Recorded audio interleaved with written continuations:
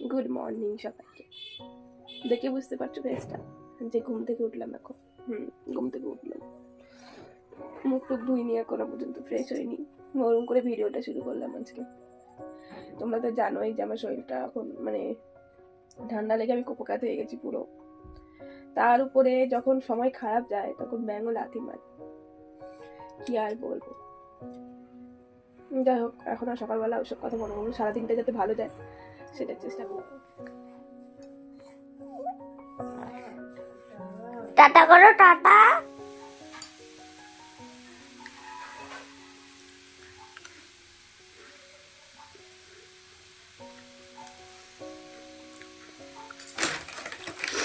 মানে বলতে চাইলাম, চা খেতে খেতে আমি কি করছি তোমাদেরকে সেটা দেখাবো না? দেখাই, চলো।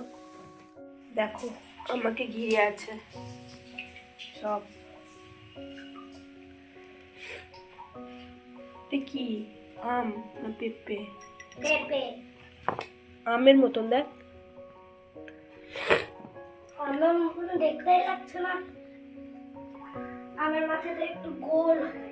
এই দেখো, এদিকে চা, এদিকে সবজি কাটছি বটিতে। এই কপি ডাঁটা চচ্চড়ি কে কে খাও?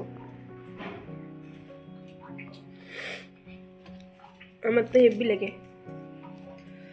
চলো চাটা ছিল, একটা সবজি কাটা হয়ে গেছে কমপ্লিট। তো ভাবলাম বসে থেকে কি লাভ, কড়াইটা এমনি বসে আছে, সাথে সাথে সবজিটাও বসিয়ে দিলাম। তো সবজি বসিয়ে দিয়ে আবার কিছুটা সবজি কেটে নেবো, এরমভাবেই রান্না করি। এটা বানাবো সব মিশালি চচ্চড়ি, আর তার সাথে আছে, চলো কি কি দেখে নিই। তার সাথে আজকে মোচার তরকারি বানাবো। এই মোচার তরকারি কীভাবে বানাচ্ছি সেটারও একটা ভিডিও আসবে। তো এই মোচাগুলো ছাড়িয়ে নিয়ে এটারও একটা সবজি হবে, দেখো।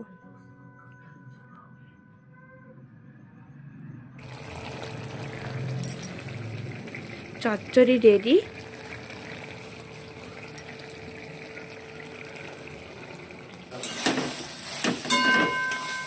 তার সাথে করলাম সয়াবিন।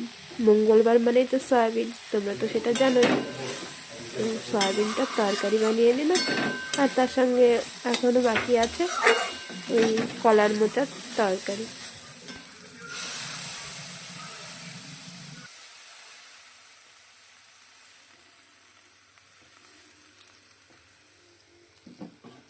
আমার এরকম ছোট ছোট ব্লগ যদি তোমাদের ভালো লেগে থাকে একটা কমেন্ট করে জানিও, তাহলে আমার সারাদিনের কাজকর্ম কী কী করছি সেটাও তোমাদের সঙ্গে অবশ্যই শেয়ার করব।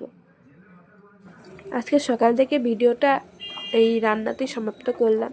আরও অনেক কাজকর্ম আছে, সেগুলো শেয়ার করলাম না। যদি ভিডিওটা ভালো লাগে একটা লাইক কমেন্ট শেয়ার করো।